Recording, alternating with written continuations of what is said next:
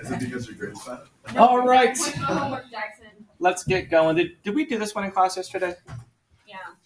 No. Yes. No. Yes. I don't think we got that. You're lying.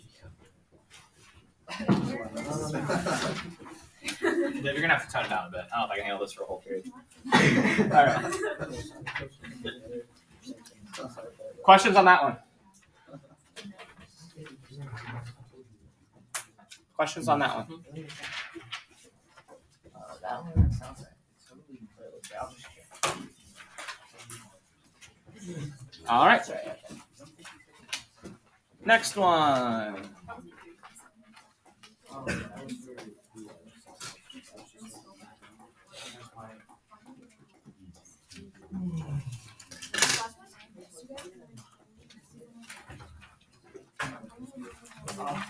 All right, a survey was conducted to determine whether a group of 11th graders and 12th graders prefer to go to the amusement park or to the zoo for a class trip. The results are shown in the table. All right, based on the table, what is the probability that a student preferred a class trip to the zoo given that they are in 11th grade? So, did you think of this as conditional probability? Yes, no, maybe? Given that they are, so what row or column do I highlight first? 11th graders, good. And there are how many? How many 11th graders? Math? How many 11th graders are there? I heard some people say it. 50. Shh. What's the probability that a student preferred a class trip to the zoo? 18. Out of 50. 18 out of 50. Okay, and you can leave like that. If you want to write 0.36, that's fine. 18 out of 50 is 0.36 or 36%. Here's what I'm seeing as I'm still grading some of the quizzes. People are writing 0.36%. That's wrong. All right, it's 0.36 as a decimal. It's 36% as a percent. All right, not too many in here. Mostly 6th grade, right? Yeah. All right, next one. You can do a little work in this two-way table. All right, I would say I'd probably fill in this first. That has to be 50 for 70 and 50 to make 120. Then you had to go to the actual sentence here. Her data are partially shown in the table. Of the students she asked, 60% of those who like to eat popcorn also like to eat candy. Help me out. Who can raise your hand and tell me how to do that part of it?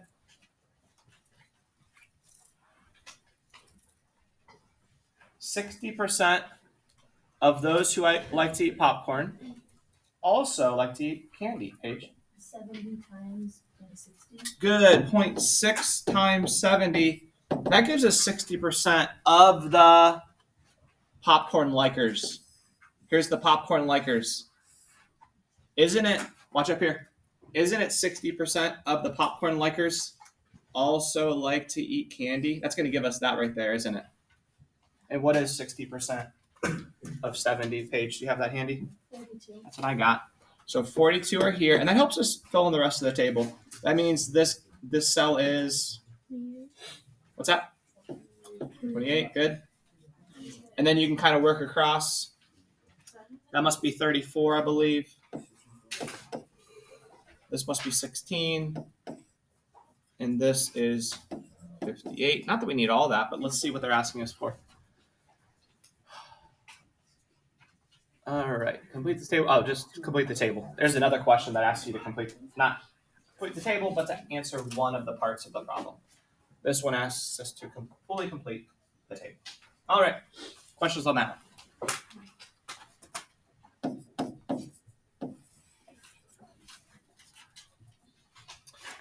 Next.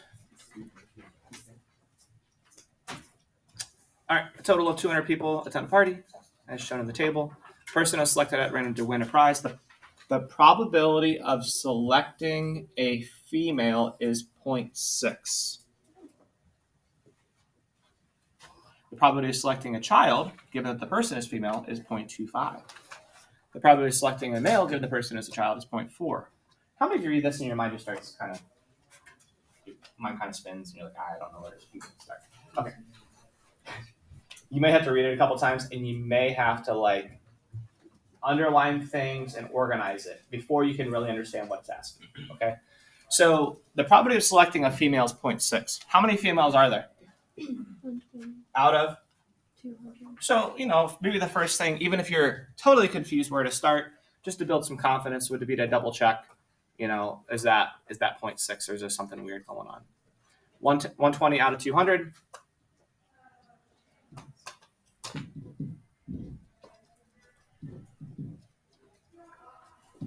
.6, we're good there. Let's keep going. And it's completely fine to underline stuff on the test. The probability of selecting a children, given that the person is a female. Okay, so given that the person's a female, given the female row, the probability of selecting a child is 25%, 0.25 as a decimal. How do we do that? So this number right here has what relationship to the 120? It is 25%, or what's another way to say 0.25? 1/4, right? It's a fourth. Isn't the number of children that are female a fourth of the total number of females? Isn't that kind of what it's telling us? That's a good way to kind of organize it. So what is a fourth of 120? 0.25 times 120 is 30. That gives us this right here, 30. Now, as a math teacher, I'm kind of tempted to start filling all this stuff in. I don't know if we're going to need all of it or not, but you could say, well, if that's 30, this has to be 20 because they add up to 50. And then if that's 20 and that's 80, this must have been 60. And you can kind of go in from there and fill in the whole table. Now, we're going to see if we need it all or not. The probability of selecting a male, given that the person is a child, is 0.4. And we've already filled in the whole table, so we're good there. Complete the two-way table to show the number of adults, children, males, and females who attend the party. So that one was also filling in a two-way table. It was a little bit trickier because they used percentages or fractions to compare a part of the row to the total row tally. I found my homework. Awesome. All right. Show it to me at the end, please. All right. Anybody tired in here? Yeah. We'll talk about sleeping. And its correlation to rating. Which, it snowed today, didn't it? Snow when you guys woke up? Not a lot. It was snowing while I was walking out of the house. Where's Brian?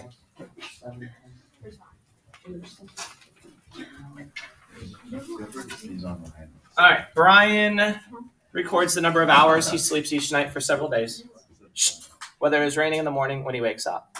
Brian concludes that these two events are independent. Sounds like we have some people over there who are talking about this problem and want to maybe present it. You got this? Liv, you got this? You back for a seat? You feel a little distracting over here. They said I sneezed on it. Sneeze on it? No, they said I did. That's disgusting. I'm pretty sure they said that. It's pretty nasty. I think you should go. Given that Olivia sneezes on Ryan, what's the chances he gets coronavirus? Ooh, that'd be a good study. What if Ryan contracts your virus? What if the droplets go? I don't know. It's getting disgusting. All right. Here are the two events. Brian sleeps 8 or more hours, and it is raining in the morning. And are these independent or dependent events? Huh? Independent. It told us. For those who are listening, which Emma was. All right. Based on Brian's conclusion, which statement must be true? Brian never sleeps 8 or more hours on days it is not raining in the morning. The probability that Brian sleeps 8 or more hours is the same whether it's not or not it is raining. I'll tell you what, it's getting kind of tedious here. Let's vote. You guys already did this. How many voted for A? How many voted for B? C? D? All right, we're moving on. How many voted for A? This is the next one. We're talking about kiwis. We didn't have to do that one. Huh? We didn't have. Oh, you didn't get to this one. I mean, That was the last question that we were. Yeah, it was the last. The last question was weird. See. How many of you did this problem? I did. Of those who did this problem, given that you did this problem, how many of you got A? B? No. C? No. D? Yeah. No. You guys got this.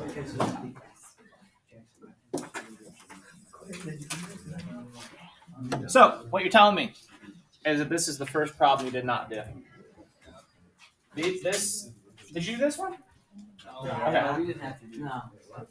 These test writers love talking about sleep. Okay? So here's another one about sleep. 1, 2, 3, 4, 5, 6, 7. We got some problems to work on today in class. Let's go. Ready, set, go. Give you some more work time.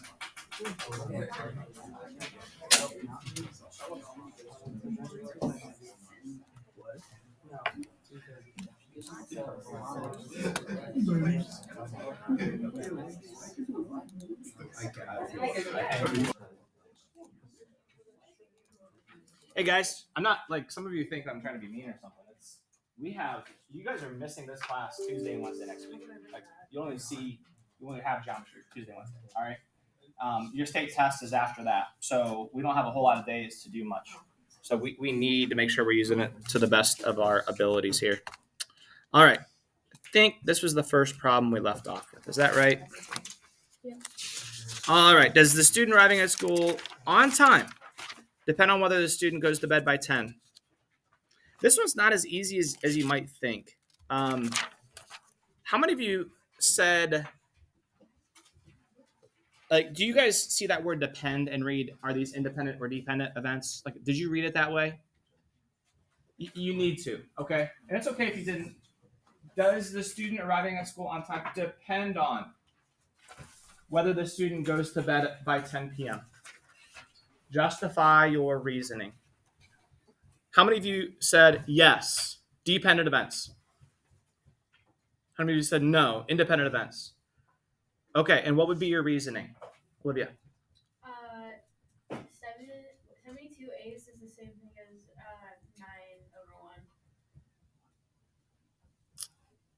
9/1. Did you mean 72 80ths? No, A's. 72. So this row totals up to 80, right? Right? Okay. So there's 90 total. Got 9 here. Got 81 there. All right. So it does have to do with 72 80ths, which is 0.9. Anybody have a good reason? We got to practice justifying these. I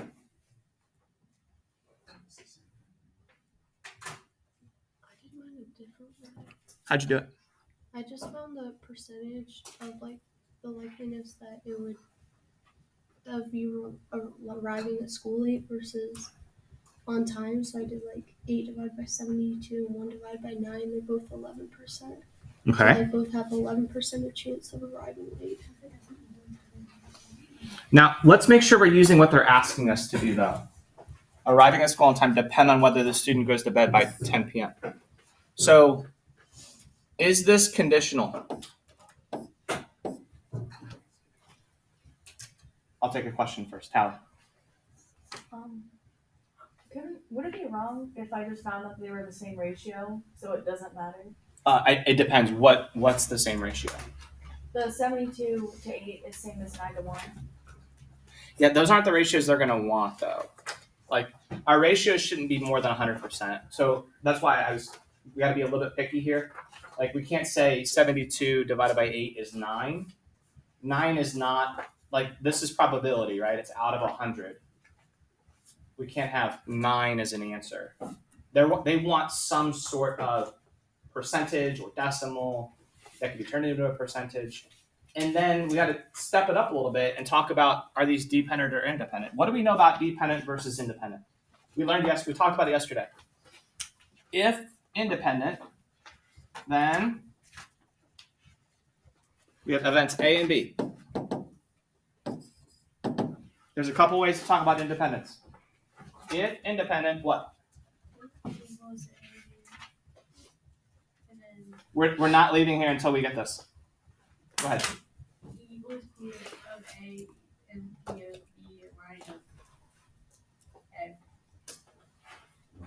This will work for independent or dependent. This equation works for both. What's the independent one? Good. Probability of A times probability of B. So P of A and B is P of A times P of B.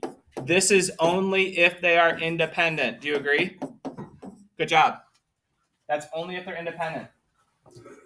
So you could have done it that way and said, oh, look, multiply those together. It's the same as, what is A and B in this case? What is A and B? That the person arrives at school on time and goes to bed by 10. You could do it that way. Okay, that's fine. You could have also done it using conditional probability. We could talk about that on Monday. This packet needs to be done when you walk in on Monday, all right? That's your only homework.